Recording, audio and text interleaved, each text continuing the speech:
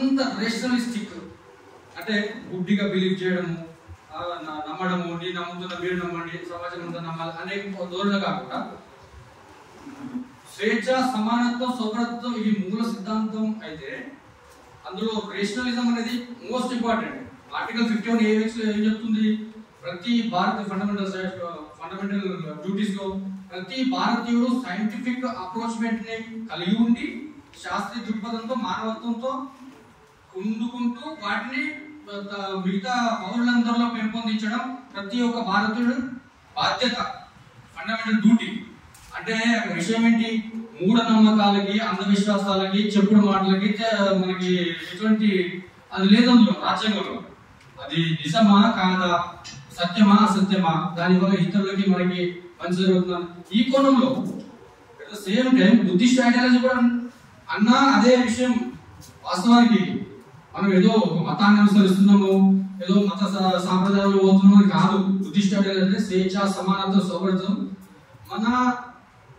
మన దేశ నిజమైన కల్చర్, మన దేశ నిజమైన చరిత్ర, మన అస్తిత్వం, మన పండుగలు, మన మహోత్సవాలు, మన కట్టు, కల్చర్, కొట్టు, ప్రతి ఒక్కటి మన ఏదో సాంప్రదాయం ఉందో అన్ని కూడా కల్చర్ కిందకి వస్తాయి. ఆ కల్చర్ అందరూ సైంటిఫిక్ రేషనలిజంతో కూడినది, హేతుబద్ధమైనది, తార్కికంగా ఆలోచించి స్వీకరించేది. ఇవన్నీ లక్షణాలు ఉంటాయి. సో ఆ జ్ఞానం అనే ఒక బంధంతోనే మనం ఈరోజు కలిసినాము అశోక విజయదశమి మహోత్సవంగా. సో జ్ఞాన బంధువులారా, ఇప్పుడు మనం కంటిన్యూగా ఎప్పుడు ప్రోగ్రామ్ చేసినా బుద్ధవందనం ఉంటుంది, జాతీయంగా ఉంటుంది, ప్రియంబలు ఉంటుంది. ప్రియంబలు మొత్తం ప్రోగ్రామ్ లో 3 సార్లు పఠిస్తాం మనము. ఒకసారి తెలుగులో, ఒకసారి హిందీలో, ఒకసారి ఇంగ్లీష్ లో 3 సార్లు ప్రియంబలు పఠిస్తాము. అట్లాగే ఇక్కడ వచ్చిన భక్తులు, ప్రొఫెసర్లు, పెద్దవాళ్ళు అందరికీ ధన్యవాదాలు. ఇంకొకటి చిన్న విషయం, మీరు అన్నిగా భావించకండి. రొటీన్ అన్ని ప్రోగ్రామ్ లో స్టేజ్ మీద చైర్లు వేస్తారు, స్పీకర్స్ అతిథులను కూర్చోబెట్టి సన్మానము, మాట్లాడించడం చేస్తూ ఉంటారు. మేము గత 10 సంవత్సరాల నుంచి బుద్ధిస్ట్ ఐడియాస్ కోసం చేస్తున్నాము. మేము మా టౌన్ లో, మా ఏరియాలో చిన్న చిన్న ప్రోగ్రామ్ చేసుకుంటూ స్టార్ట్ చేసినాము. ఎప్పుడు కూడా మేము ఇంతవరకు ప్రత్యేకించి స్టేజ్ మీద అతిథులు పిలవడము, ఇంకా లీడర్స్ పిలవడము, లోకల్ ఎమ్మెల్యే సంథింగ్ ఎవరైనా సరే ఎవరినైనా పిలిచి ఆ గుణం నాకు ఎప్పుడు చేయలేదు, ఆ అడుగు రాలేదు. ఎందుకంటే వాస్తవం చెప్పాలంటే డెమోక్రటిక్ దేశం, ప్రజాస్వామ్య దేశంలో లీడర్ అనే వాళ్ళు ఉండరు. ప్రజాస్వామ్య దేశంలో లీడర్లు అంటూ ఉండరు, అందరు ప్రజా ప్రతినిధులే.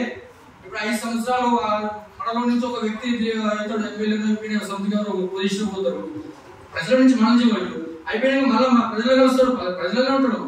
రాజరికం కాదు. రాజరికం అయితే రాజులు, రాజుకొడుకులు, రాజు కొడుతుడు, రాజకుమారుడు అవుతాడు. ఇది అట్లా కాదు కదా. ప్రజల నుంచి ప్రజల కొరకు, ప్రజల కోసమే కాబట్టి ప్రజాస్వామ్యం. ఇక్కడ లీడర్ ఉండరు, ప్రజలే లీడరు. అవకాశం వచ్చింది 5 సంవత్సరాలు, 10 సంవత్సరాలు తర్వాత మళ్ళీ ప్రజలే కదా, మన ప్రజల నుంచి ఎవరు. కాబట్టి లీడర్ లేని సమాజాన్ని నిర్మించడం కోసమే బాబాసాహెబ్ జీవితం మొత్తం కృషి చేసిండు. రాజ్యాంగంలో దానికోసమే కదా. రాజ్యాంగం ఏం చెప్తుంది? ప్రతి ఒక్కరు ఇక్కడ సమానమే.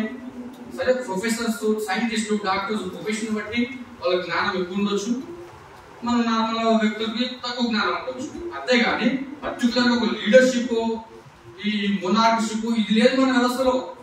సమానత్వం, ఈక్వాలిటీ, ప్రజాస్వామ్యం అందరం ఒకటే. ఇది ఒకటి మీరు అనేది భావించవద్దు.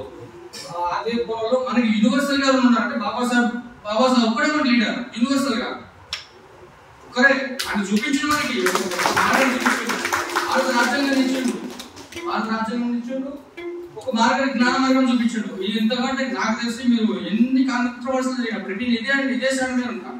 బాబాసాహెబ్ తర్వాత ఈ ప్రపంచంలో ఎవరు లీడర్ లేరు. ఆయన ఫాలో అవుతాం. మా తాత ఉన్నాడు, మా నాన్న ఉన్నాడు, నేను ఉంటాం, అందరం ఉంటాం. ఆయన ఫాలో అవుతుంటాం. నా పిల్లలు వస్తారు.